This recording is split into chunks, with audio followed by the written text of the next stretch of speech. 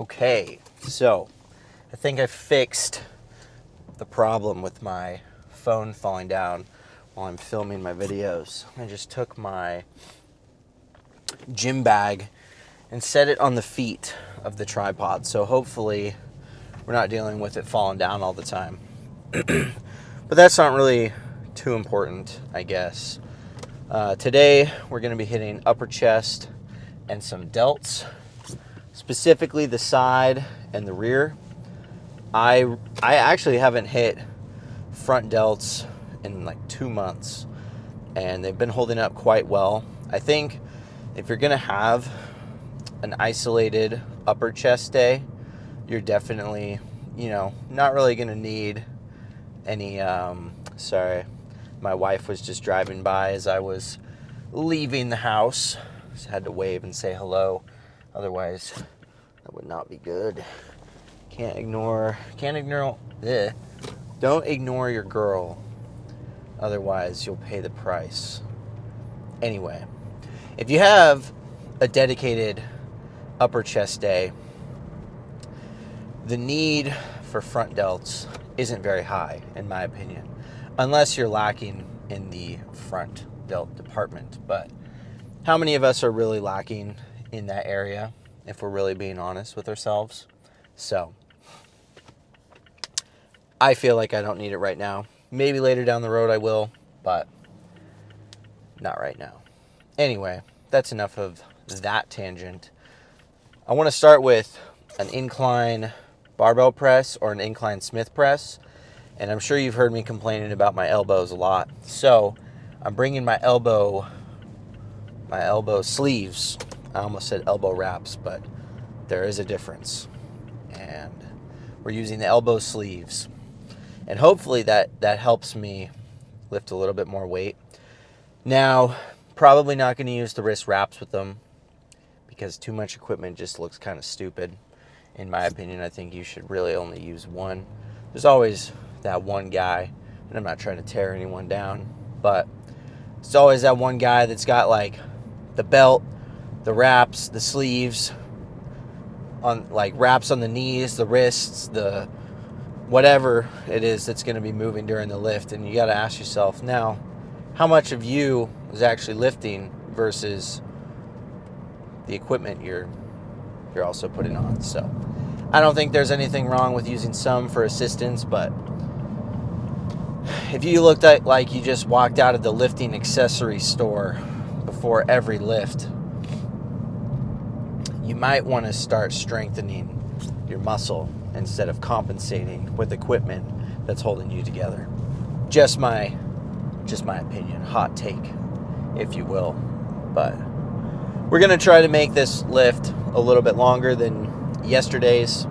If you watched yesterday's video, or whenever the last lifting video, we'll say, did not do a lot of sets. Now, it was a leg day. It was an unfortunate circumstance, but I don't think that's going to happen today. But there's not really a whole lot going on in my mind right now, not too much to talk about. So whatever I start with, whether that's incline barbell or incline Smith, I'll see you guys at the first set. All right, starting off with incline barbell bench here. Nothing crazy, just a nice 225 on the bar with the elbow sleeves. Honestly, I was not expecting as much of a springboard on the bottom as they were giving me. So we hit about 15 reps on this set here. And next week, I'll definitely increase the weight if the strength is there. But you guys are going to see this was a very simple workout. We didn't do any crazy movements. I think a lot of people, instead of with the sets that they have, keeping the exercises simple, making the sets difficult, they make the movements difficult, or they make them sound more difficult than they really are. Like single arm side adduction, 45-degree angle chest press to isolate the upper chest inner fibers, all that bullshit. Just keep the movement simple and focus on making the sets really difficult. If you need to throw a drop set or a rest pause in there, by all means do so. But the focus of my training lately has not necessarily been on more volume, but just making each and every set as intense as possible. By the time I reach about 6 or 8 sets, I'm pretty much good. On the given day where I'm feeling really good, I might be able to get 10, but you really don't need too many sets per workout, I've found, because the harder you're hitting each muscle in the set, you're really just trying to get all of the strength exhausted out of the muscle and just get as much damage accumulated in the fastest amount of time you can think of. So if I'm in the gym for a really long time and it's taking me 45 minutes, an hour plus to finish my workout, I really have to ask myself, what am I doing here? Because I'm clearly not pushing myself as hard as I need to. So it's okay if you have a certain set number that you're trying to hit. I've definitely trained this way. And if you're able to get a good workout in that way, by all means do so. But I've been having a lot of fun training this way, getting everything out of every single set.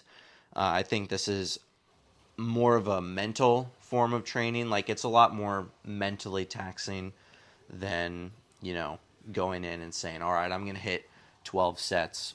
Because I've found, and this is just my problem most likely, but whenever I set a set rep and set range, I'll typically be like, oh, well, I have to hit X amount of sets by the end of the workout, so I better make sure I don't go too hard on these first sets. Whereas when I'm training this way, I'm already going to have the amount of energy required to hit 6 to 8 hardworking sets. And looking at my progress over the past few months, I haven't really noticed a dip in the rate at which I'm growing. And I think that's the biggest reason why a lot of people are afraid of lowering the volume and increasing intensity, because they're afraid of potentially leaving gains on the table, or what if I don't grow at the same rate? And you know what? That might happen, but if you're trying to get huge, you're going to have to change things up every now and then, because whatever it is you're doing now, it's not going to work forever, and you're going to have to find a new method. And most of the time, adding stuff isn't what's going to help you, because it's the recovery process that we need to improve the most. So find a way to get more out of your current sets or less sets and increase that recovery time. Otherwise, if it was always more, we'd all be in the gym for 4 hours a day and no one would have time to get big. So there is a way to do less and get more out of it and see good results and still get a good workout. But as you can see, we kind of just flown by the lift here, kind of went off on a tangent there. But we're doing some side laterals. I did not record all of the shoulder sets that were performed. I think recording a lot of shoulders is pretty repetitive, but we're going pretty heavy, doing the 40s with the seated side raises. These always feel really good. I always try to think about moving my hand off. Like, if I was hanging my hand straight to the side of my hip, I'm keeping in line with that portion of my body. And I'm trying to lift from my shoulder instead of my hands. I think it's really easy when the dumbbell is in your hand or any attachment is in your hand. You want to pull with your hand, but you have to think, what muscle am I trying to hit and how can I pull with using that muscle? So thinking about pulling your elbows back always helps, or just really focusing and getting deep inside the muscle with your mind to build that mind-muscle connection. But anyway, this is going to be the last sit here, finishing with some bent over dumbbell rows, and you guys are about to see today's pump was pretty freaky, so I hope you all enjoyed that. Right, so upper chest and delts have just been fried, and I can already tell the shirt is not going to come off easily, but it needs to come off because this is a pump that needs to be documented for sure. I mean, I don't have anything else to say. I don't know why I was standing there like I did. But this is so, oh shit. Man, taking my shirt off was the hardest thing I did the whole time I was here. But this not really a problem I don't mind having. And holy cripe. Good Lord. This is, yeah. Ugh. This is one of those pumps that you write about in your diary, bro. Ugh.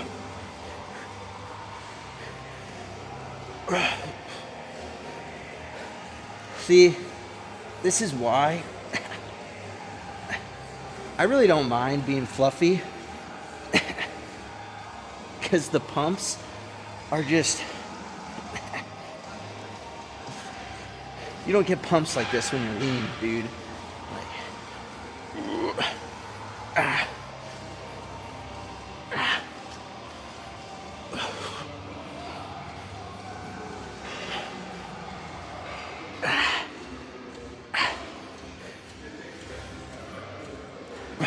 Sorry, I got lost in it for a little bit there. But as you can see, nutrients are going where they need to be going. And this is nothing but a good sign. Abs, not really there. I mean, kind of, sort of, not really. Kind of fit, kind of fat. But I'll show you guys the back.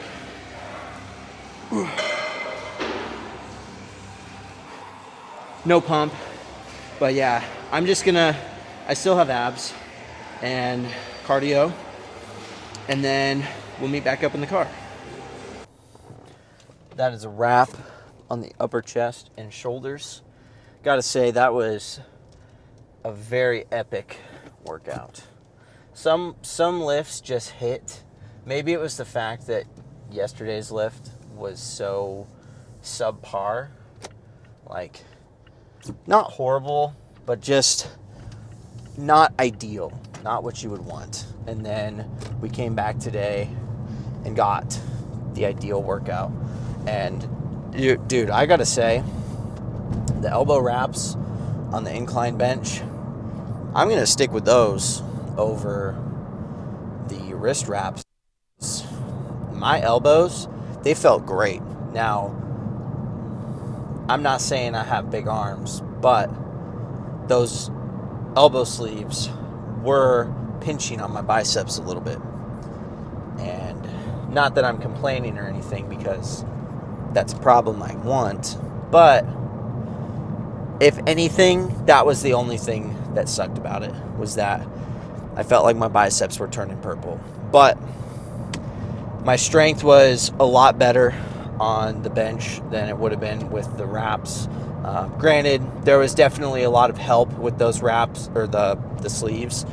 I've had them for a while, but I haven't really used them too much. So they still have some of that like freshness, that elasticity that helps kind of springboard the weight up at the bottom.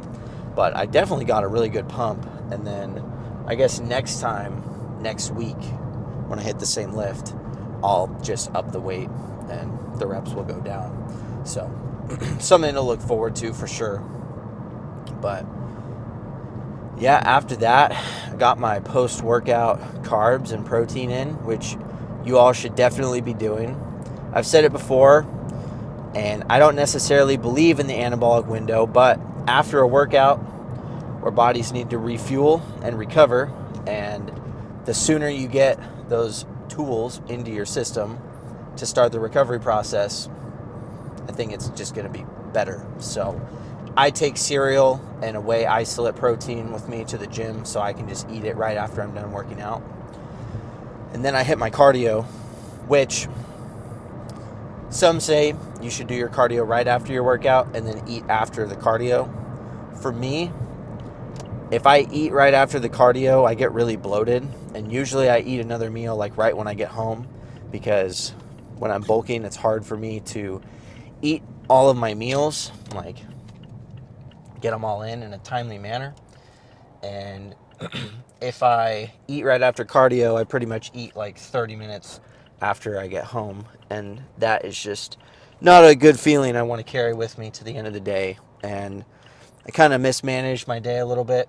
I woke up around 9 o'clock. Normally I wake up around like 5:30 or 6. So we're behind meals. It's like 4 p.m. right now, and I have 3 meals left. So, but it is New Year's Eve. So if there's ever a day to stay up past my bedtime, it would be today. Chances are that's not going to happen, because once it hits 10 p.m., I fall asleep. I am no longer a night owl. But we'll get the meals in. If I have to double up on one of them, it's not ideal, but I'll do what I need to. And that's the attitude you got to have. I know a lot of people, met a lot of people, heard a lot of people.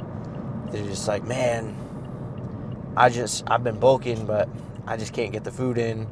I don't have time. I don't have whatever. I don't have time to meal prep, don't have time to eat, don't have time to this, and it's like people are only operating. I like to say that people almost self-sabotage themselves. And I've been there too. So when I'm talking, I'm kind of talking to myself about myself, and just not really pointing out like everyone else, this is everyone's problem but mine. I've definitely been here. But it's easy to get locked into a mindset of you can only do something one way. And in bodybuilding, we all know that there's multiple ways to get the job done, whether it's like no matter what you're doing, right? There's been conversations of what the best time of the day to work out is, morning or nighttime.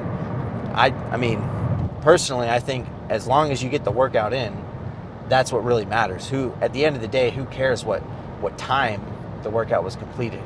As long as if you have enough fuel into your system, you're well rested, and you get good pumps, the time on the clock doesn't really matter. So anyway, with the food, you can prep your meals earlier in the week so you have food stocked up in your fridge. If you can't sit down and eat a chicken and rice or beef and rice or whatever, you can take cream of rice shakes with you wherever you're going. There's multiple ways to get around whatever it is that you're struggling with. And if you are struggling with something like that, bring your situation, like hire a coach, or bring up your situation to one of the bigger guys in the gym, because that's the crazy thing about lifting, right? The guy that's bigger than you, he's been where you are right now. So chances are he's probably been in the situation that you're dealing with right now. Maybe not all the time, but there's a high possibility. So just be like, hey man, I'm struggling with getting all my meals in, and I'm struggling to find time doing this. And if they're a coach, or if not, and if they're willing to give you some advice for free, just be like, would you be willing to help me out with this issue? Most of the time they're going to be willing to help you out, but don't bug someone for too much information, especially if you know that they coach, because that information is valuable and they deserve to be paid for what they know. But just ask. And if you really want to get big, you're going to have to ask people that are where you want to be in order to improve. You're never going to figure all this stuff out on your own. So there is ways to get around the issues that you're having. You just have to want to find the answer to your problem. It's never just going to appear to you. You have to actually go out and search for it. So make sure that you are always trying to learn, and never think that you know everything, and recognize that maybe if you're telling yourself you just don't have time to get huge, maybe ask yourself, do you really want to get huge? Because if you do, you'll do whatever you have to do, instead of just saying, well, it's not in the cards for me. Because it's not like you can look at some guy that's where you want to be and just be like, oh, well, his life is perfectly set up. Because I can tell you this, it's not. That guy's had to balance, and there's no such thing as perfectly balanced life, especially when you're trying to pursue something and do it at a high level. There's going to be sacrifices somewhere. So whether that's like your social life or relationship, your job, anything, right? You're going to have to find ways to like rearrange stuff, move things around in order to get to where you are. And change is good, because it's those little changes that we make that take us out of our comfort zone and force us to grow. So always try to search for the thing that's going to put you out of your comfort zone to grow. Nobody grows in comfort. And it's like, think about the first time you ever stepped into a gym. It was probably the most uncomfortable feeling of your entire life. But look where you are now. You got 20 pounds of muscle on your frame. You're way stronger. Your bench has gone up by 100 pounds. Your squat has hopefully gone up by 200 pounds, as long as you're not skipping leg day. And whatever else you've improved. So just think about it like that. You got to have a day one gym mentality. You're scared. You think people are gonna be looking at you. You don't really know what you're doing, but you're going there because you know what you want, and you're gonna figure it out along the way. So there's nothing you cannot accomplish. You just have to put in the work for it. But anyway, appreciate you guys for stopping by and listening to me ramble once again. And with that being said, I'll see you when I see you.